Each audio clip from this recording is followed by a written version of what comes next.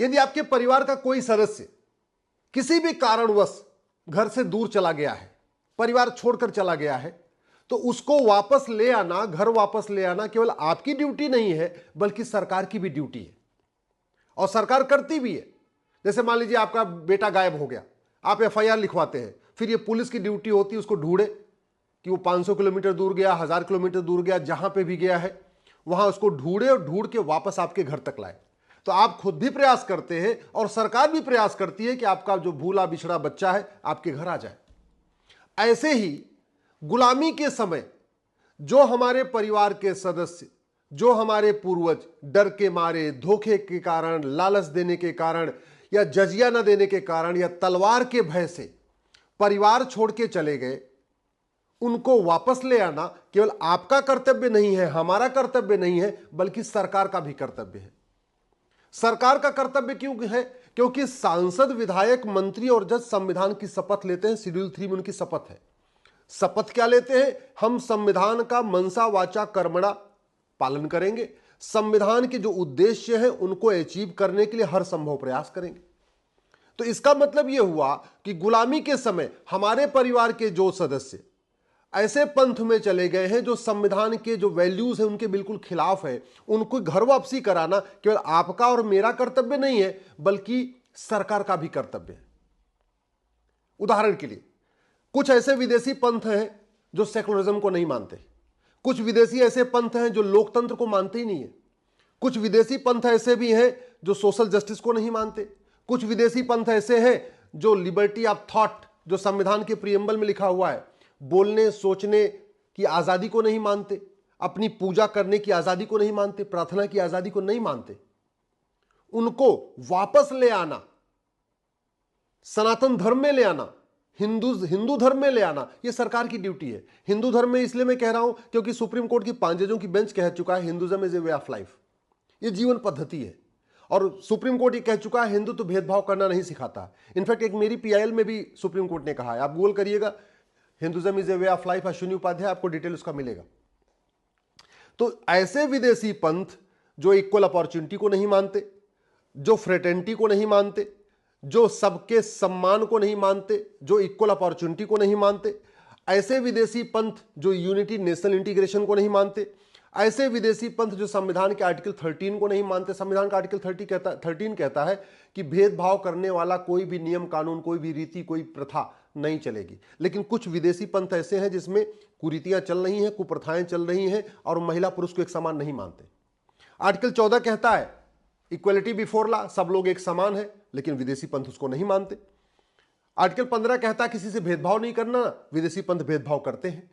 Article 16 कहता है सबको इक्वल अपॉर्चुनिटी मिलनी चाहिए, विदेशी पंथ कहता है नहीं, सबको समान अवसर नहीं मिल सकता है, केवल जो उनके मजहब को फॉलो करेगा, उनके रिलीजन को फॉलो करेगा, उसी को इक्वल अपॉर्चुनिटी मिलेगी।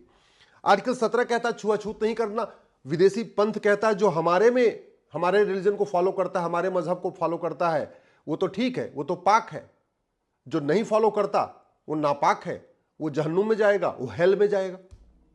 ऐसे ही आर्टिकल 19 कहता है सबको बोलने सोचने लिखने की आजादी है, शास्त्रार्थ की आजादी है, तर्क करने की आजादी है। विदेशी पंथ न सोचने की आजादी देता है, न तर्क करने की आजादी देता है।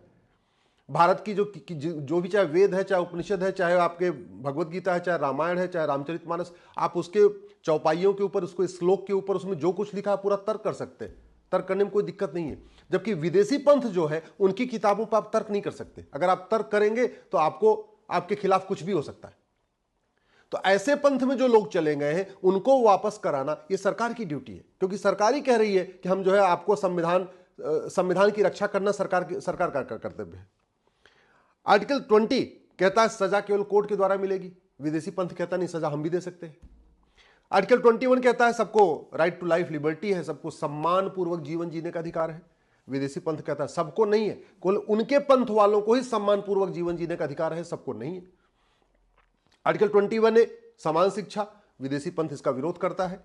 आर्टिकल 22 कहता है कि आर्टिकल 22 कहता है कि आप किसी को अगर डिटेन करना चाहते हैं तो जब कानून बना होगा उस कानून में जो सजा होगी उसके अनुसार ही आप डिटेन कर सकते हैं। विदेशी पंथ कह रहा है कि जो उनके पंथ को ना माने आप उसको डिटेन भी कर सकते हैं। इसी तरीके से आर्टिकल 23 कह रहा है कि बंधुआ मजदूर नहीं किसी को बनाना, बहन बेटियों का सबका सम्मान करना है।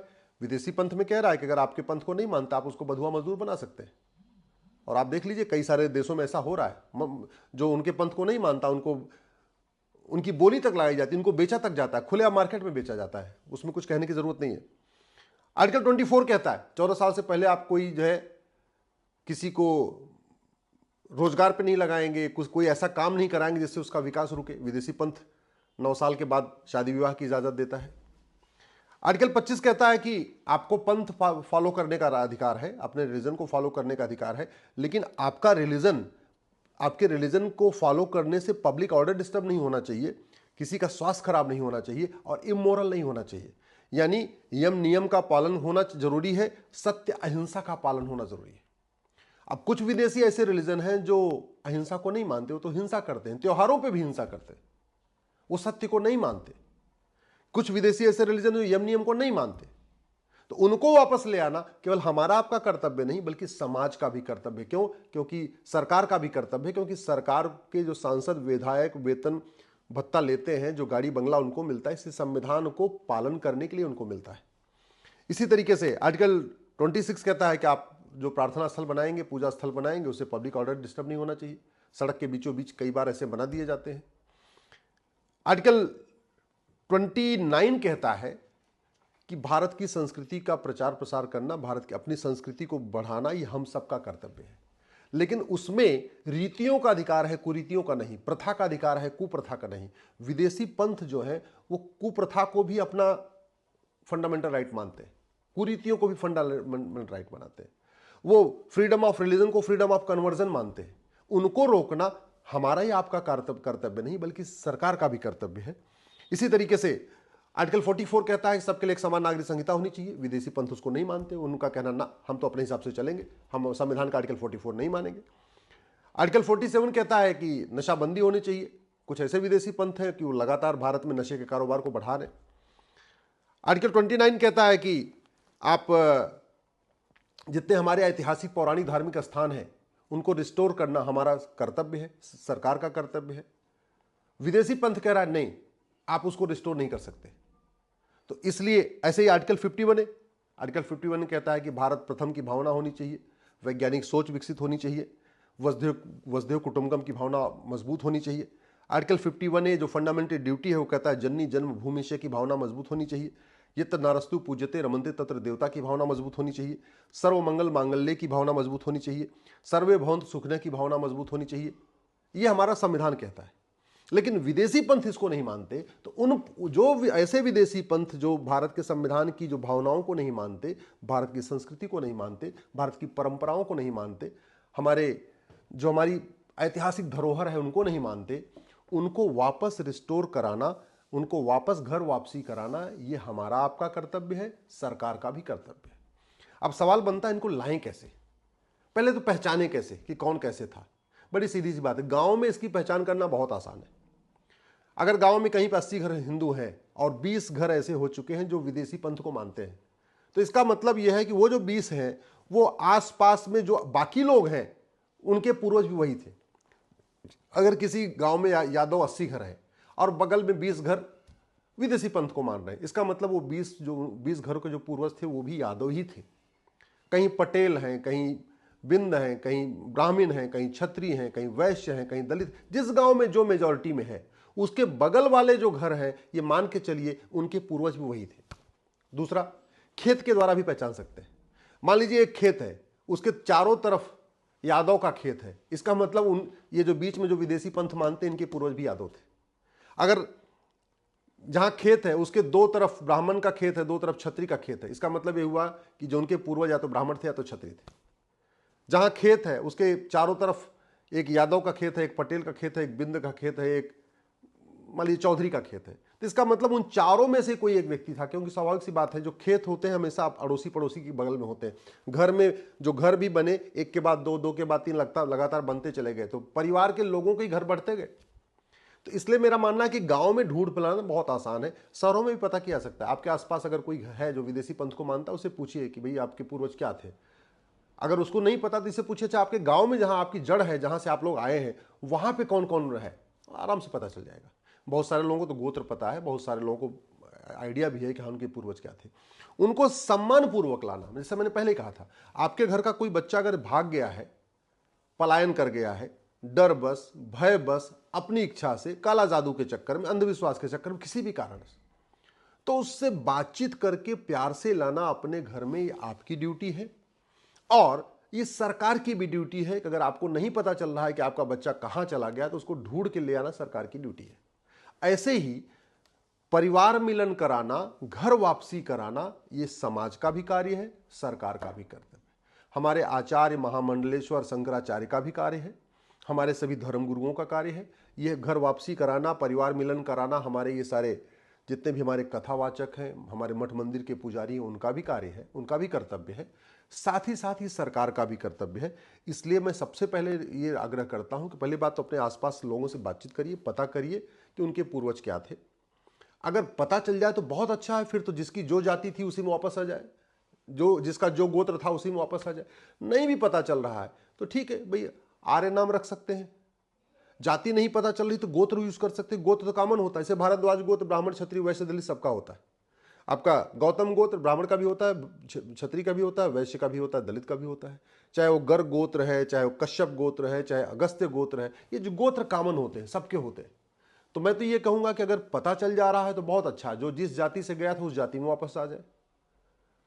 नहीं पता चल रहा है तो एक एक गोत्र ले ले, जिससे दीक्षा ले, जो गुरु है, जिस गुरु से दीक्षा ले उसका गोत्र, जो गोत्र है वही दीक्षा लेने वाला का भी गोत्र है। एक ये भी तरीका हो सकता है।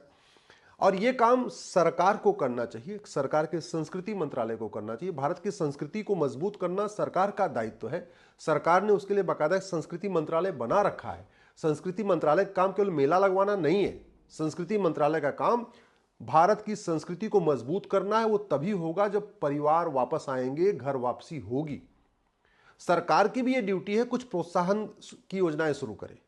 भाई जो घर वापसी करके आ रहा है उसको मुफ्त मकान दीजिए, जो घर वापसी करके आ रहा है उसका मुद्रा लोन दीजिए, जो घर वापसी करके आ रहा है उसको कुछ वजीफा दीजिए, जो घर वापसी आके आ रहा है उसके लिए कुछ शिक्षा में कुछ छूट हो, कुछ चिकित्सा में छूट हो, बाकी आयुष्मान कार्ड उसको दीजिए। जो जो लोग घर वापसी कर रहे हैं उनके लिए एक विशेष प्रोत्साहन योजना करनी चाहिए, क्योंकि जब घर वापसी का फायदा ये होगा, भारत की संस्कृति मजबूत होगी, भारत की परंपरा मजबूत होगी, वसुधैव कुटुंबकम की भावना मजबूत होगी।